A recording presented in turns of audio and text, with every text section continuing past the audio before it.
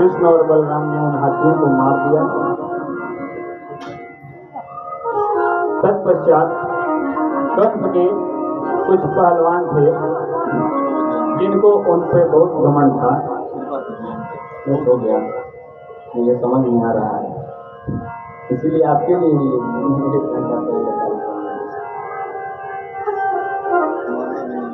पहलवानों का उद्धार करते हैं और अंत में विशाल चोटी पर बैठे कंस को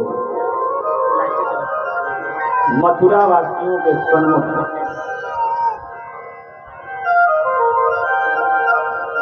उस कंस को लाकर उस चोटी से धरा पर पटकते हैं और पूरे त्रिलोकी का भार रखकर उस कंस के छाती पर उसको मोक्ष प्रदान करते हैं, उसका प्राणांत करते हैं और पृथ्वी पर से कुछ भार हल्का करते हैं। तत्पश्चात अपने माता पिता वसुदेव और देवकी को कारागार से मुक्त कराते हैं।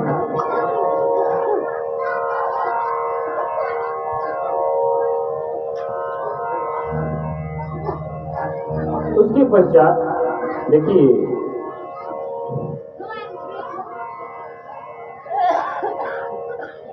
उसके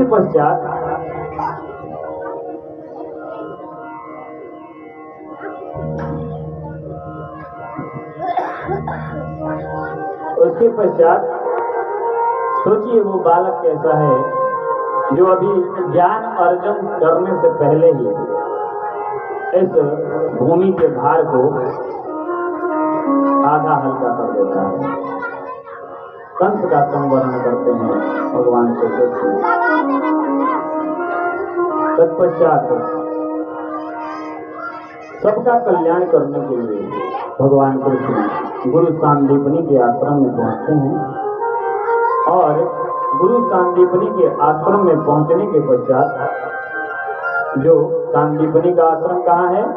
उज्जैन में, जहाँ महाकाल रहते हैं। वहाँ पर वो मात्र 64 दिन रहते हैं भगवान कृष्ण और 64 दिन में 64 कलाओं को ज्ञान प्राप्त कर लेते हैं। परब्रह्म परमात्मा का ऐसा ही लक्षण होता है। अब इस अंक में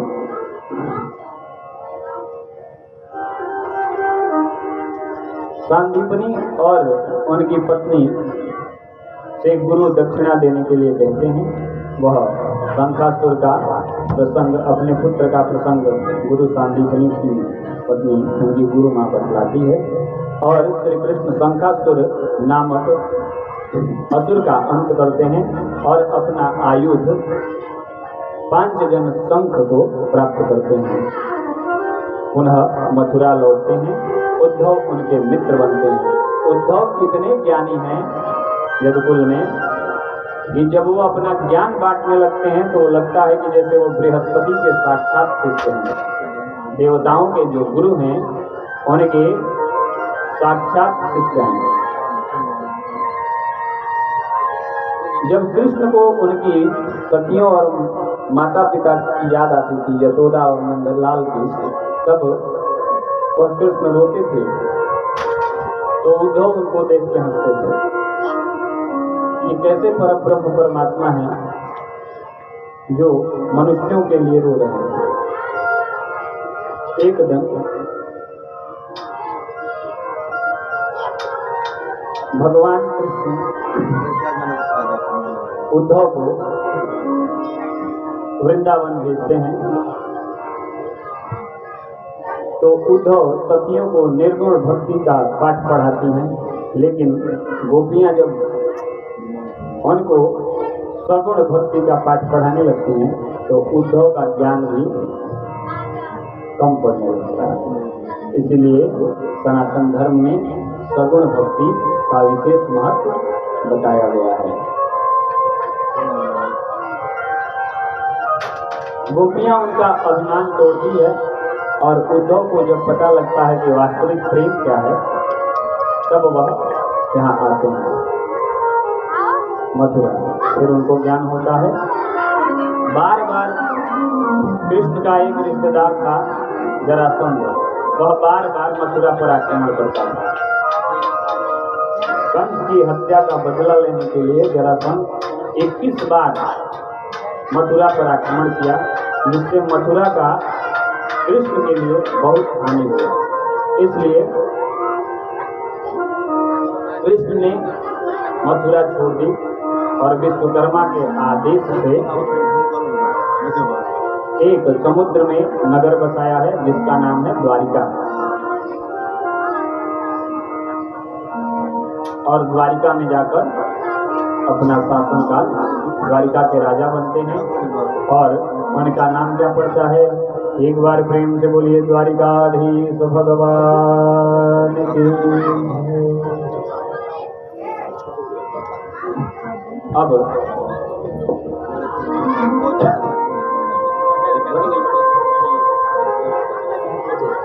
हम लोग भगवान कृष्ण के विवाह में प्रवेश करते हैं और तत्पश्चात आरती का कार्यक्रम आप लोगों का नहीं मन बनता है।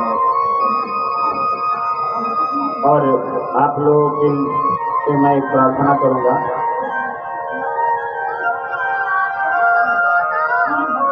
लगातार 6 दिवस हम लोगों ने आप लोगों की सेवा की है, आप लोगों ने हमारी सेवा की है।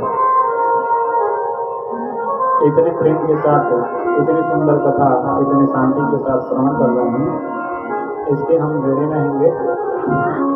और कल आप सभी 2:30 बजे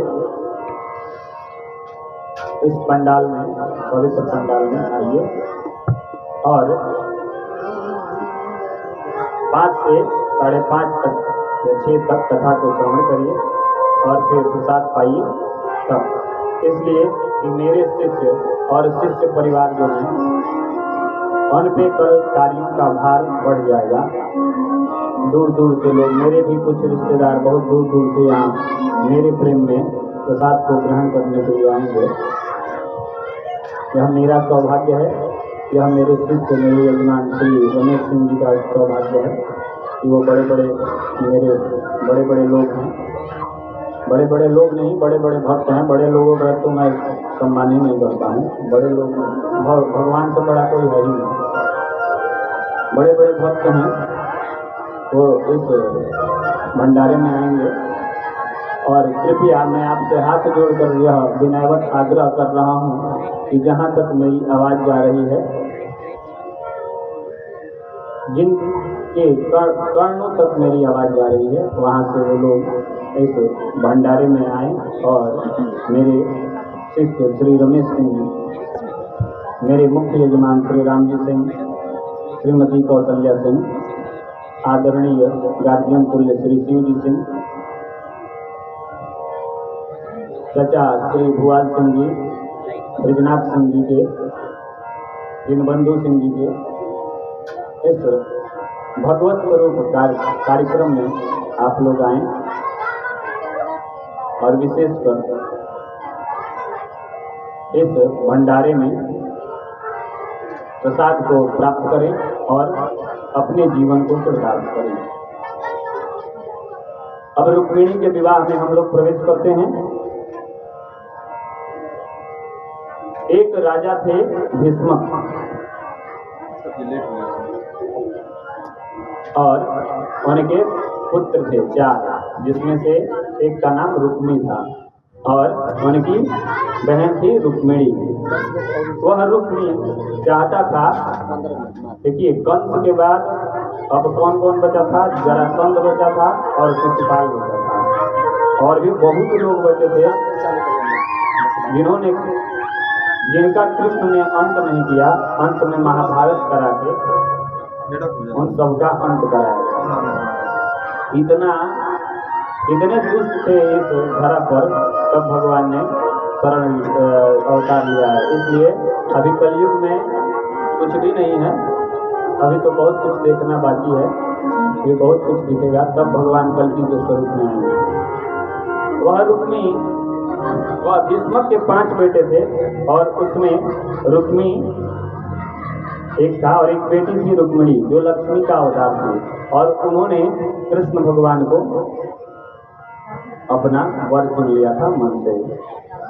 भगवान सुखदेव जी श्लोक में अंतिम इस कथा के अंतिम श्लोक में कहते हैं, राजा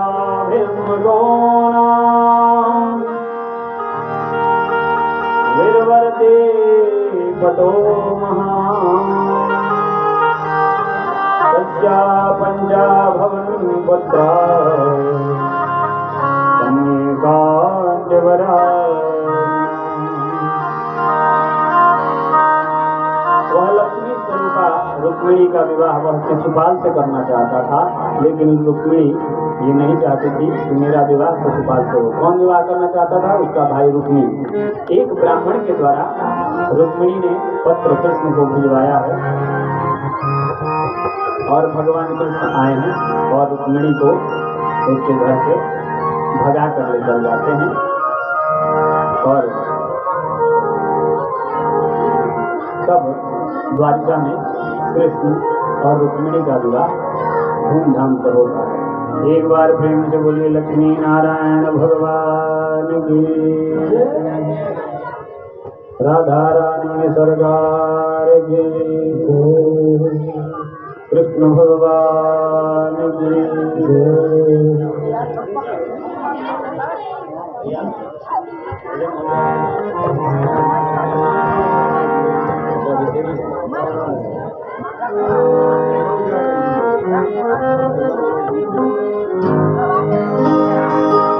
आज आप लोगों को मैं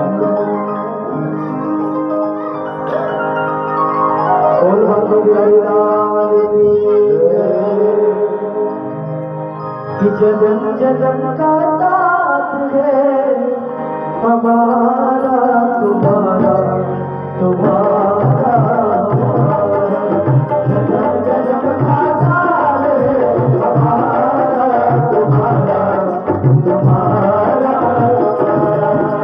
करो सेवा जीवन में, करो सेवा जीवन में, हमारा जन्म जन्म का साथ है हमारा तुम्हारा हमारा तुम्हारा, जन्म जन्म का साथ है हमारा तुम्हारा हमारा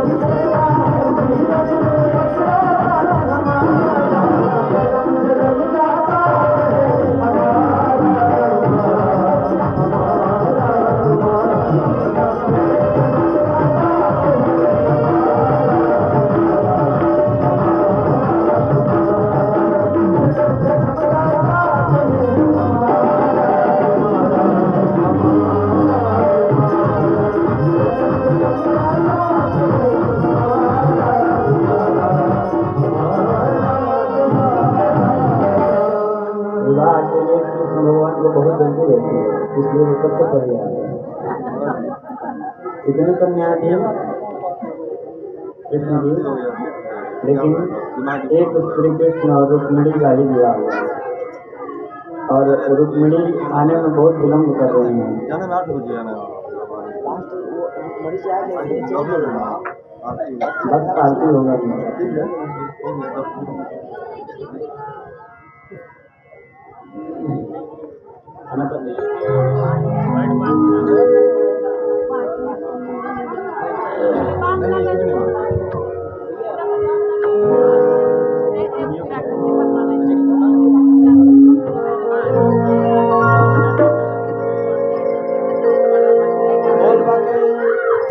बोल बाके बिहारी लाल की जय हो।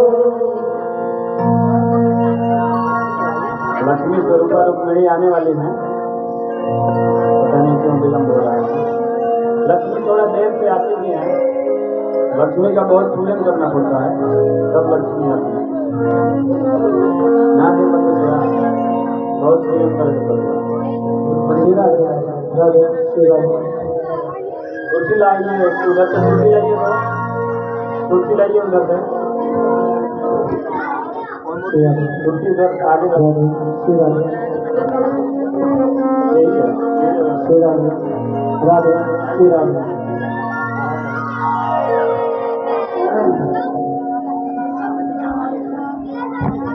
बोलिए लक्ष्मी मैया की जय हो, कृष्ण रुक्मिणी की जय हो। आइए भजन से स्वागत। विवाह काली कमली माला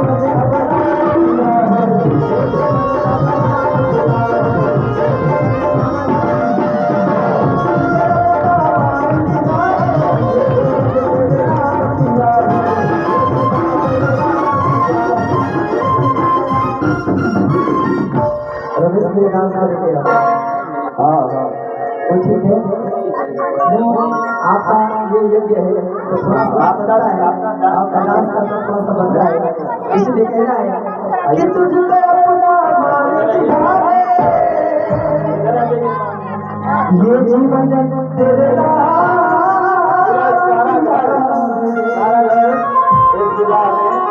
लगेगा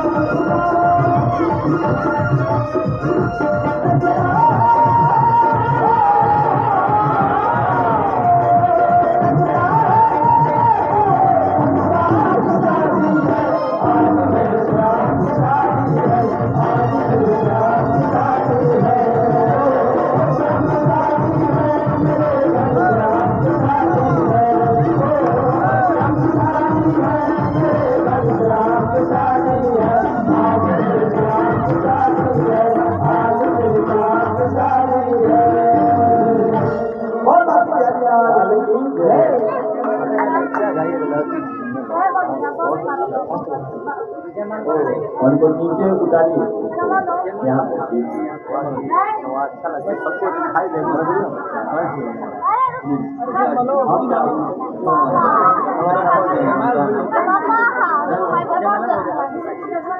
चलो चलो चलो आऊँगा आप कुछ मंच की गरिमा को बनाए रखते हैं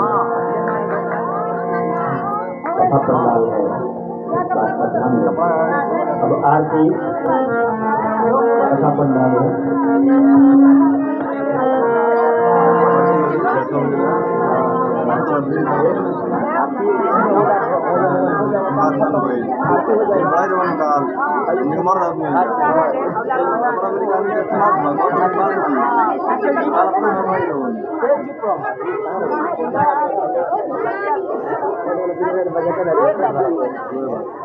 पंडित जी एक अच्छा बच्चा ना डांस करेगा इसके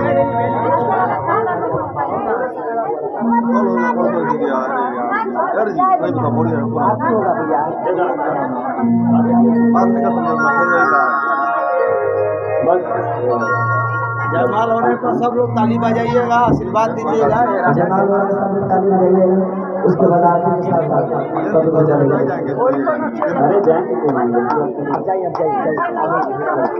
वो जो फोटो पर निकाल लीजिए। बैठ बोलिए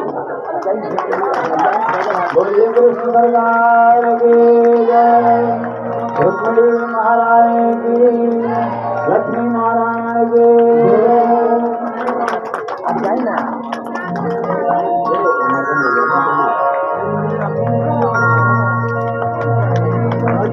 हम लोग बैठे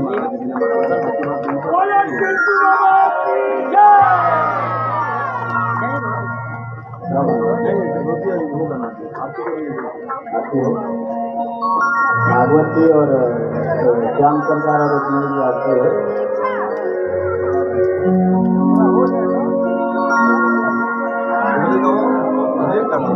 आरती करा लीजिए, पहले आरती हो आरती अच्छा एक भजन हो, क्या कह रहे हैं माता जी, क्या कह रहे हैं आप? अच्छा तो हो जाए भजन हो जाए, जल्दी भजन गा दीजिए। अदना होगा अदना तो गाल लो अदना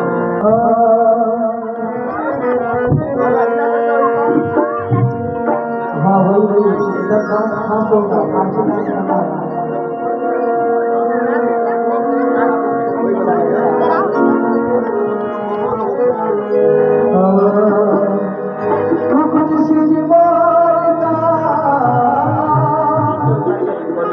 अरे यहाँ गिर जाएंगे, यहाँ गिर जाएंगे, नीचे उतारिए ना यहाँ पे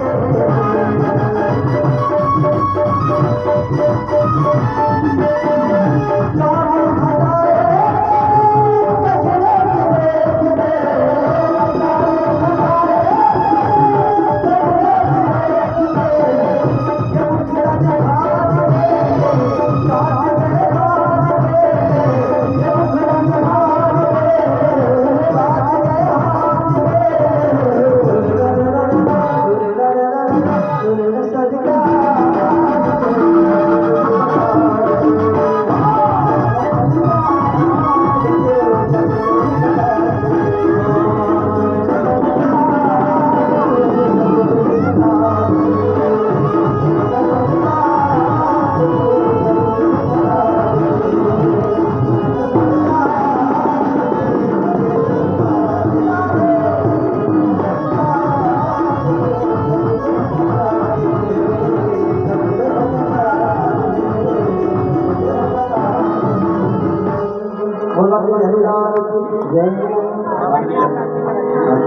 उनकी भी आरती हो और भगवत भगवान की भी आरती हो। भगवान श्री कृष्ण और रुक्मिणी जी यहाँ सामने आ जाएं मेरे पास, आप लोगों की भी आरती होगी।